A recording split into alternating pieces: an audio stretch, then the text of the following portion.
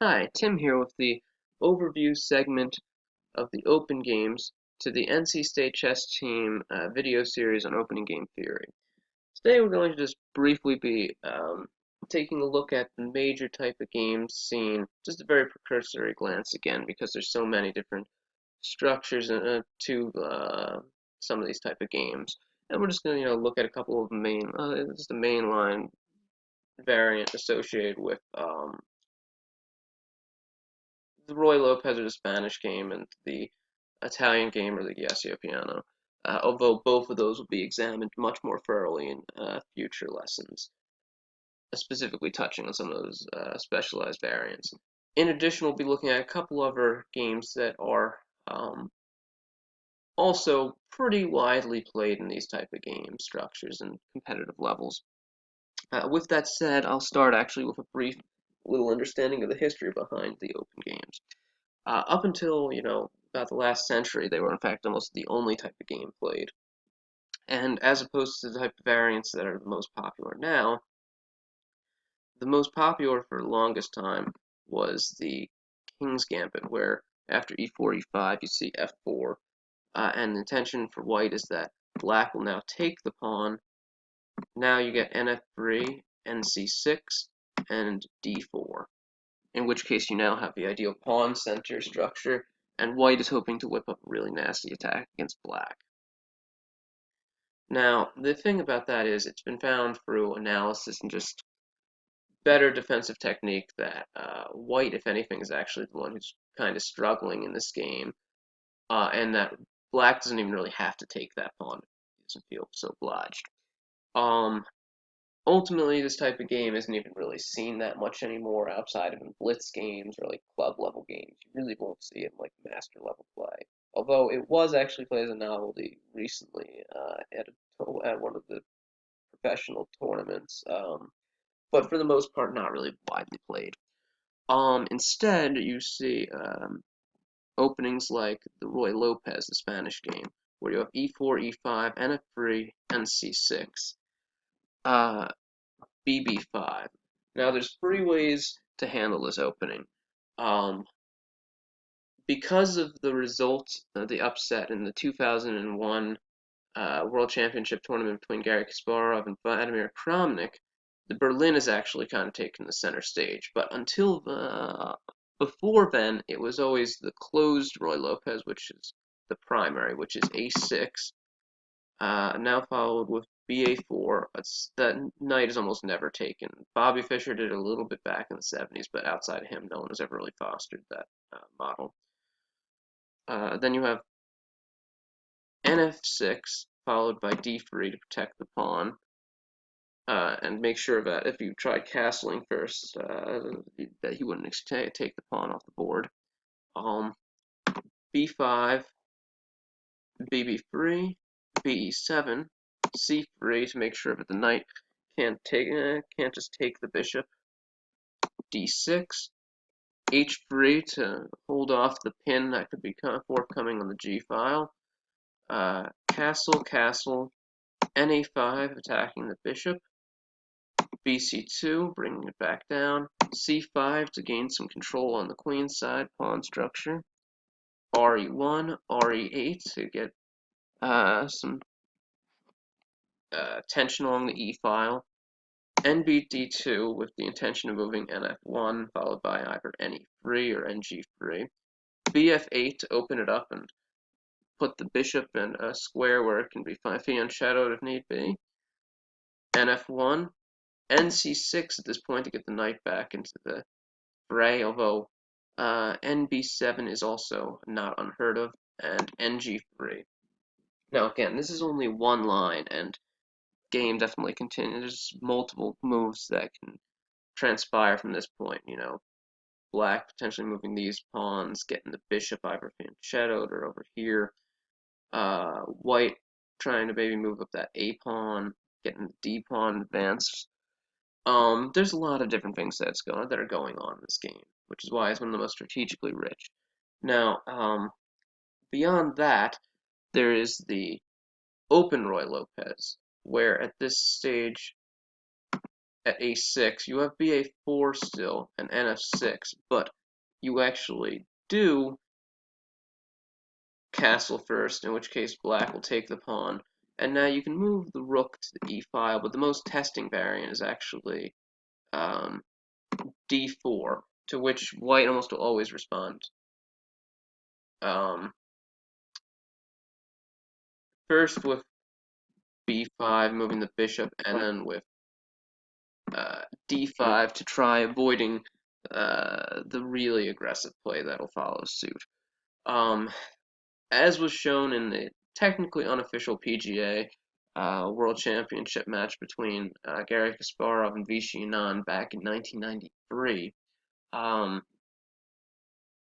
White definitely has a nice little advantage in this type of structure, which is ultimately in part where Kramnik got the idea of playing the Berlin in his own matchup in 2001 against Kasparov, which goes at BB5, just moving NF6 first. Now this is an old variation played about 100 years ago that essentially he was able to, through his own methodical preparation and computer analysis, really turn into a defensive juggernaut. Again, it's known as the Berlin variation, now known with the moniker Berlin Wall. At this point, white will castle, black will take the pawn. Again, white can move re1, but the most testing continuation leading to the Rio de Janeiro variant of the Berlin is d4. Black moves his knight, pressing on the bishop. Bishop takes, messing up black's pawn structure a little bit. White takes the pawn on the e-file. The black knight now moves to f5, and you have this queen exchange. At this point, you have white with a nicely advanced central pawn, open file, castle, kingside position, and just what looks like a very nice attack. However, it's not as easy as all that, because now since the queens are off the board, the king has a bit more mobility, and black still has the bishop pair, despite being having a doubled c-pawn structure. While it is not the most easy to defend, with staunch defense it almost always leads to a draw. So that is essentially where you see the Roy Lopez going. And because specifically of this Berlin defense, you've actually been seeing players going with the Italian game, the Giacomo Piano, a lot more now, which is e4, e5, nf3, nc6, and now bc4.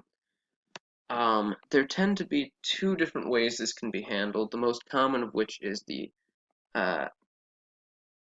moving bc5, leading to what frequently tends to be the Giacomo Pianissimo, or the quiet game. An opening from that was played a lot during, the latter 19th century, early 20th century, although frequently in the early stages, white's actually going to go for like a fried livery type of attack and go for a lot of tactical possibilities, whereas because, again, of analysis, it's more a positional game.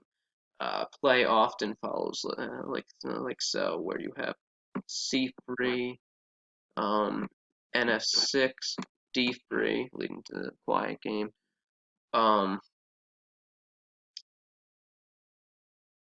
And then h6 to avoid the nasty pin here. A4 allowing the bishop room in case the knight tries trying to exchange it off. And now black will often respond, usually a5, to make sure that b pawn isn't going to get too much scope.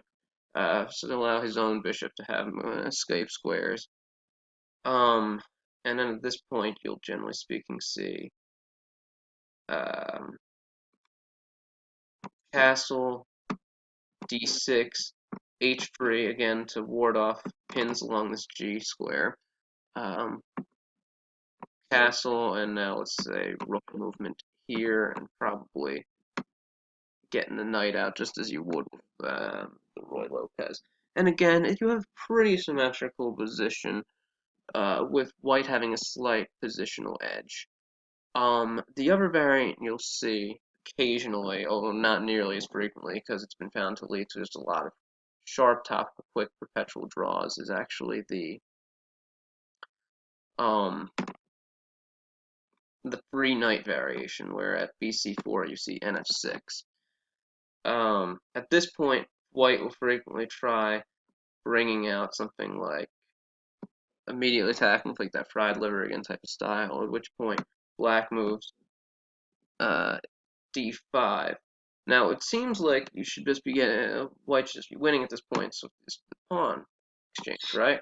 Although it gets trickier when black moves b5. Now white could take back, but if it does so, black gets a nice little attack against the bishop and the g2 pawn here. So what's actually frequently played is moving the bishop back here, and then the queen taking the pawn, with an unclear but very assertive game going on. Again, you don't tend to see this that much anymore at the highest levels.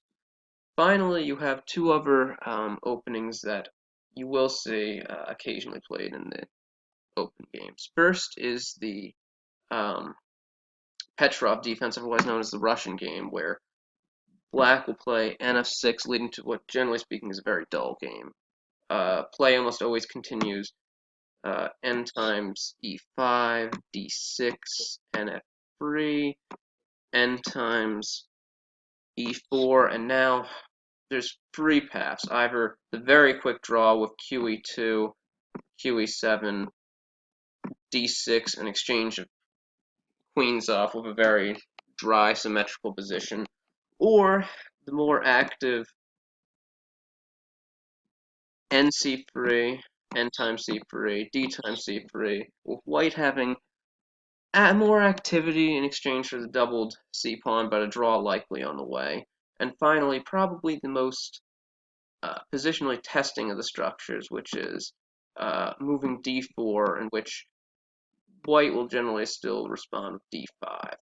And then an interesting little positional battle ensues.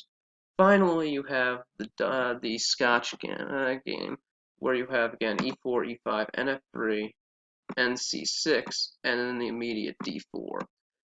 The pawn will be exchanged, and black very rarely takes the knight at this point, because following the exchange and the queen taking, you'd move d6, and because of the somewhat open d-file and the advanced e-pawn, black is usually kind of relegated to passive defense, and there's some nasty pins that can happen. Instead, there usually tends to be one of two different styles that gets played. Either bc5, which is met with a kind of war on squares, or the immediate nf6, leading to an exchange of knights, and black having a somewhat messier pawn structure, but having activity and counterplay in exchange for it. Anyway, this has been a nice, quick overview, which hopefully has given you some ideas of maybe some new openings to try out, and we'll show you more on the Spanish game and the Italian game and its specialized variants going forward in a few of the future lessons. Thanks for listening. Bye.